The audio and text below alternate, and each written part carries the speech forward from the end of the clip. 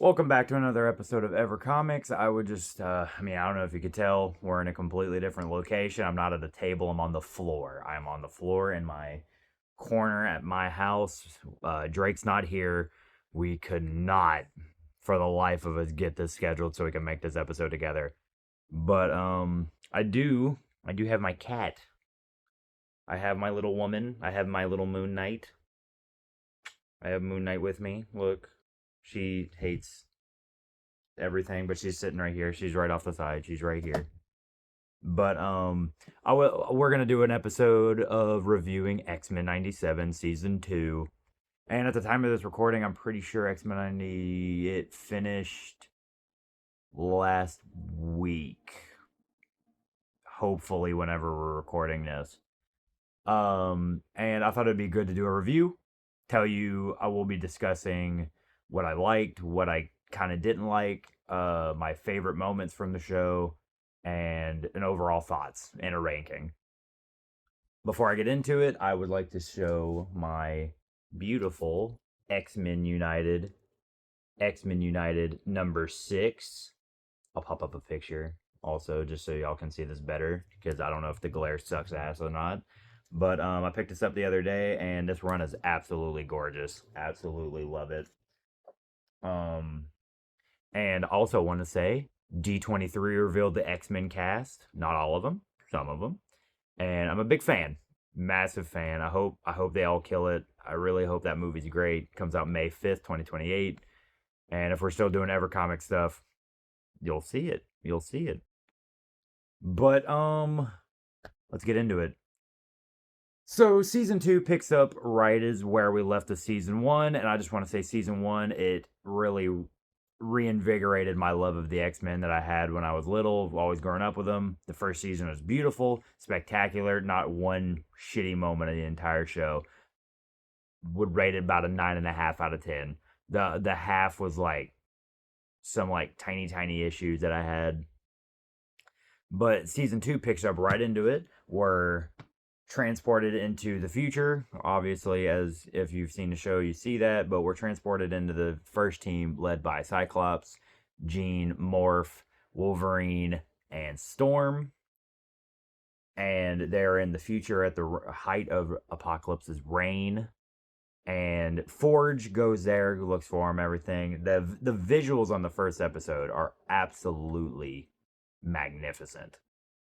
And I do think if I were to like sum it up, I think the show's best moments were episodes 1 through 4.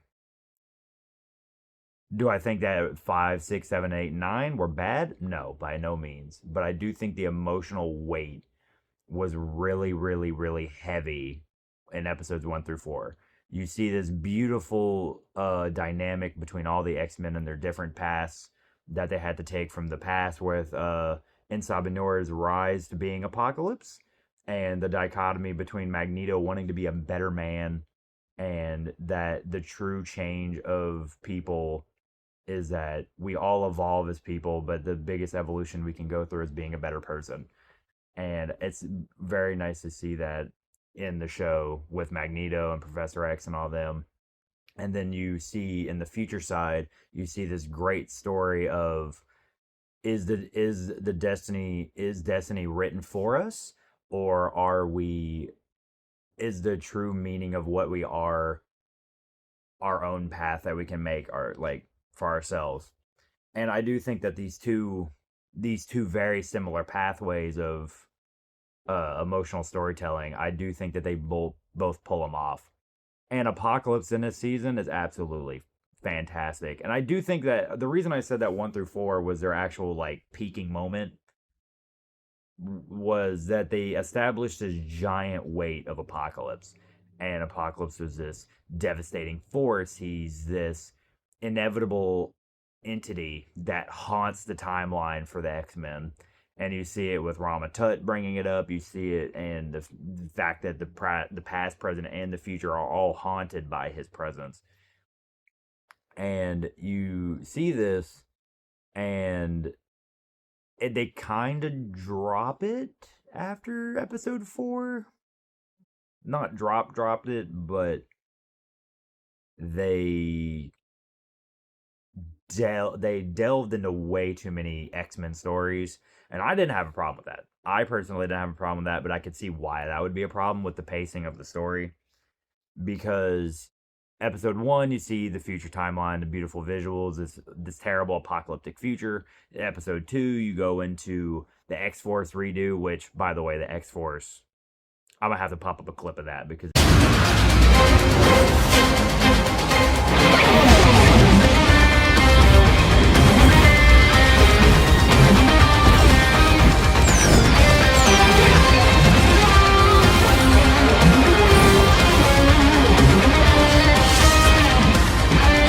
X-Force redo of the intro is absolutely fantastic. When I watched that on the premiere day, I was losing my shit. Me and Margot were losing our shit. And episode 3, you see the past timeline, you see all the beautiful stuff with that, and then you're left off on a cliffhanger. And then episode 4 picks it up, and then it has some of the best visuals I've seen in animation for a while.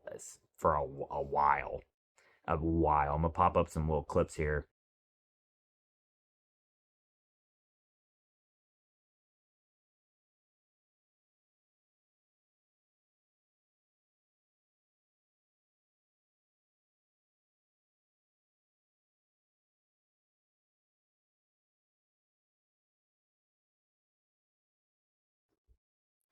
And then episode 5, you kind of like you start digging into like the character heavy episodes. And if I'm remembering correctly, episode 5 is the Wolverine episode. And I didn't hate it by any means. I didn't hate it whatsoever. And I felt like the episodes, like episode 2, for example, was more of a Jubilee episode. And I thought it was great. It built their character, and you see that character development through the whole thing. And episode 5, you see Wolverine's dynamic with Morph and him fighting that need to be back with his adamantium skeleton. And I think that these episodes weren't bad, but I feel like they set up Apocalypse as this absolute force, and they took too much time diving into certain plots that I feel like won't pay off till later. So it kind of messed up the pacing a little bit.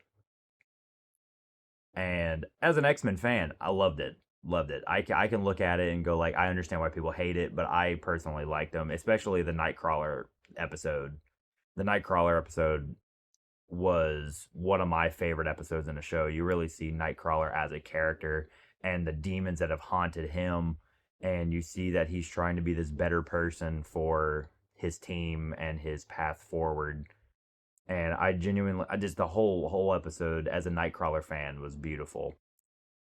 And I think one of the best things that this season, the show in general, but this season really did, was that you see the pain in these characters and the way they want to go forward. And I think that I really, really appreciate what they did for the characters, because you really see the path that they want to go forward, being better people, being these entities. And the only thing I really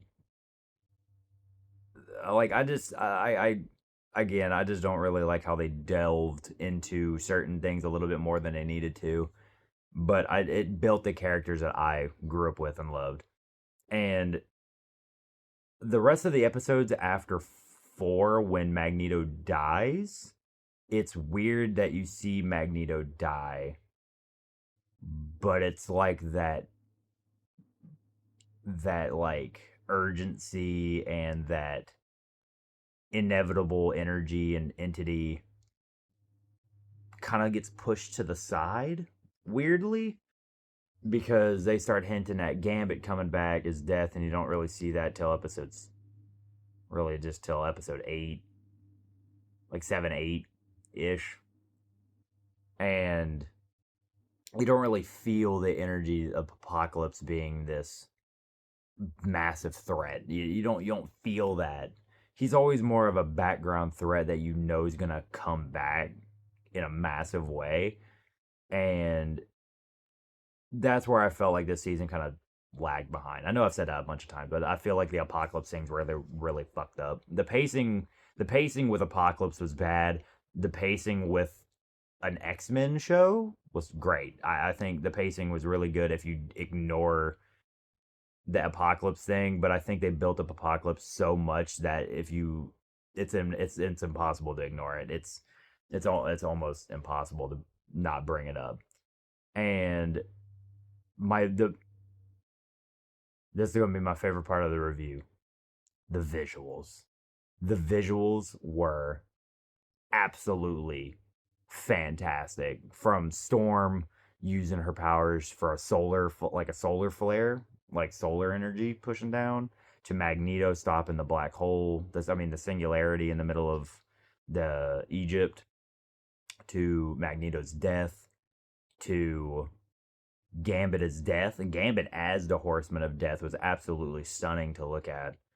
And all the stuff with the Celestials and the use of their powers in the show, Bishop, the whole story with Bishop and X Force and Jubilee with X Force and with X Factor and all that. And you really see this haunting narrative displayed through beautiful visuals of these characters that you just see grow from the first season of this one, and you see that pain develop and the story arcs that they're going to be going into. And I mean, I really was a fan of that, especially with the X Corp stuff and what I think they're going forward with. And it really did it did exactly what I wanted this show to do. I wasn't disappointed in the show whatsoever. I could see some flaws in it, obviously, but I wasn't disappointed.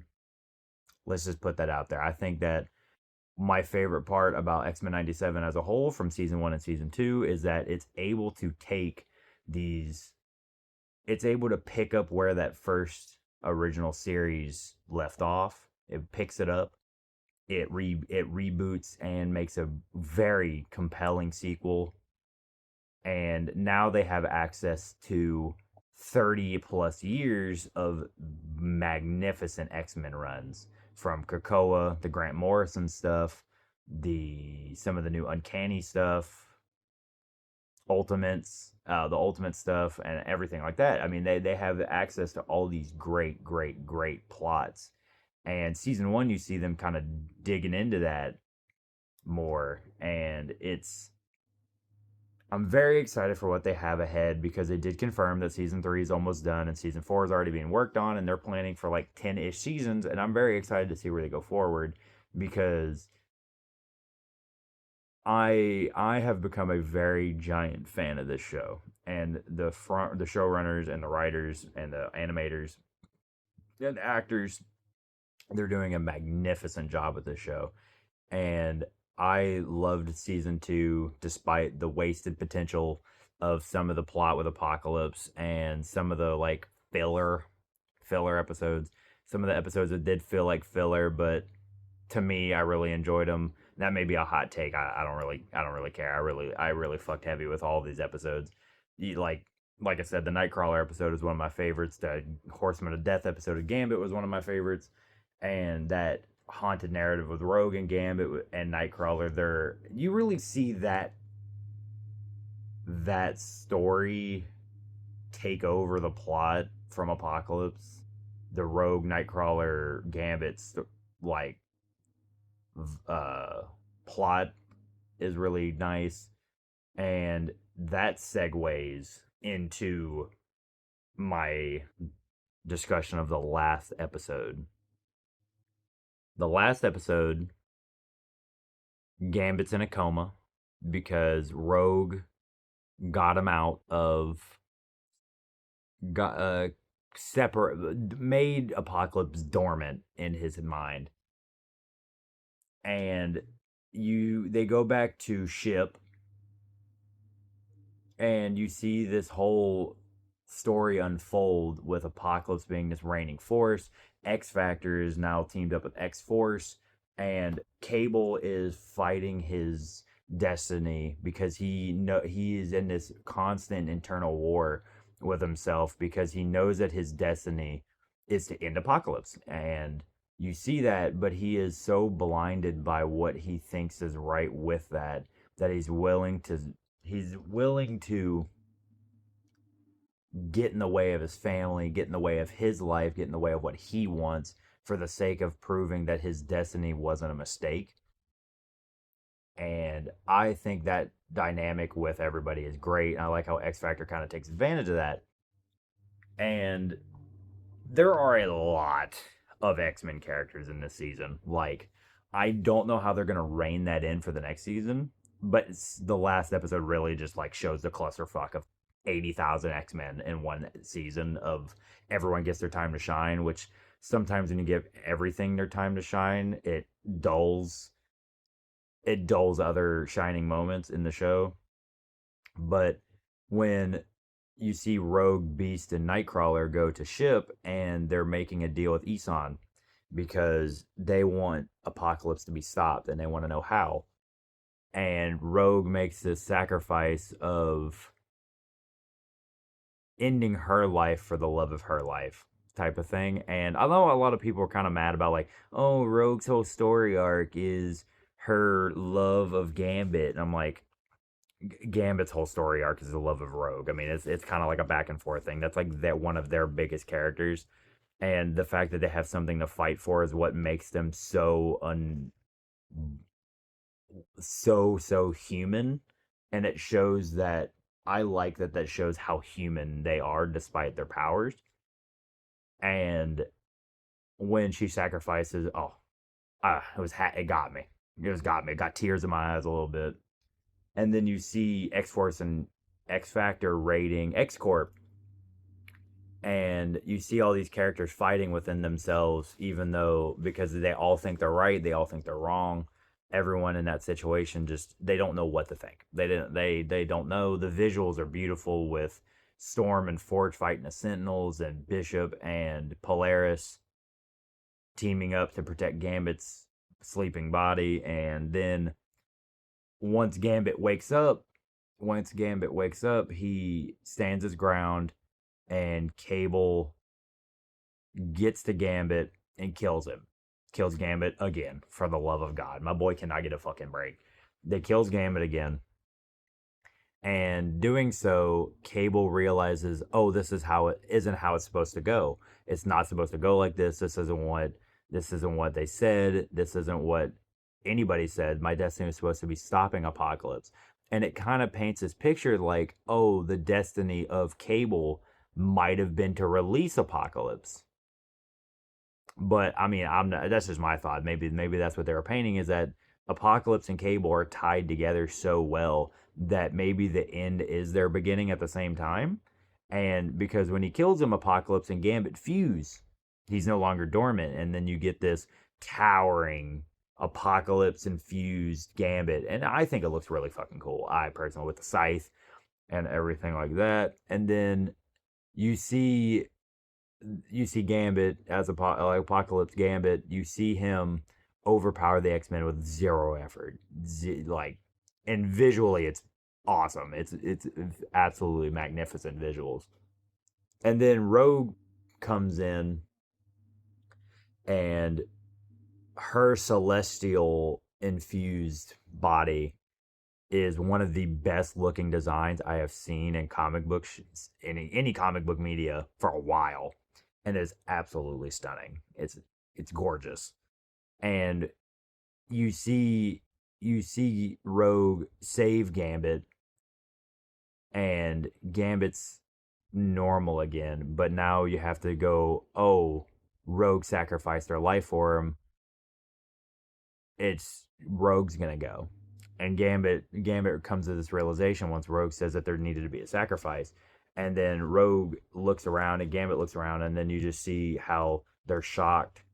And then all of a sudden Beast comes in, and Beast comes and he's holding the Bible, and then the weight of Nightcrawler taking his own life because he has the faith that his sister and the rest of his family, his newfound family in the X-Men, are able to carry on with his sacrifice because he knows that his life will give birth to so much more.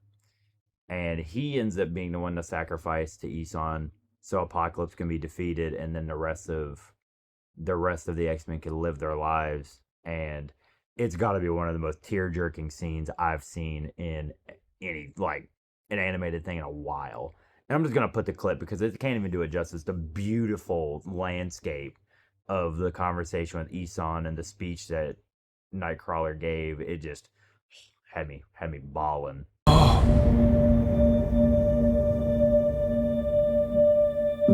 Who are you to challenge the sacrifice she has made? Not to challenge it, but to complete it. Your life for hers? I know they will grieve, but I also believe with time my memory will be a seed from which new ones will grow. Each day, a new blessing to share with one another, learn from one another, and to build a better future with the hearts that they inspire together, as they were always meant to be. How can you be so certain your end will bring forth all this life? Because I have faith.